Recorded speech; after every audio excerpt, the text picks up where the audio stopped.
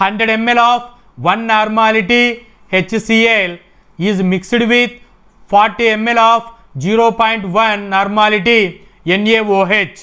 So ఇక్కడ మనకి acid HCl అంటే యాసిడ్ కేస్, NaOH అంటే base case. So acid base reactions అంటే న్యూట్రలైజేషన్ రియాక్షన్స్ అని చెప్తాము. ఇక్కడ NaVa ఫైండ్ అవుట్ చేస్తే NaVaలో 1 into 100 వస్తుంది.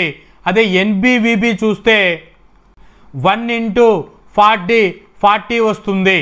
మోర్ వాల్యూ దేనికి వచ్చింది? 100 అనేటువంటిది మోర్ వాల్యూ. సో యాసిడ్ అనేటువంటిది మోర్ ఉంది కాబట్టి NaVa మైనస్ NbVb కేస్ తీసుకోవాలి. Divided by Va plus Vb. NaVa అంటే 100, NbVb అంటే 40. 100 minus 40 60 divided by 140.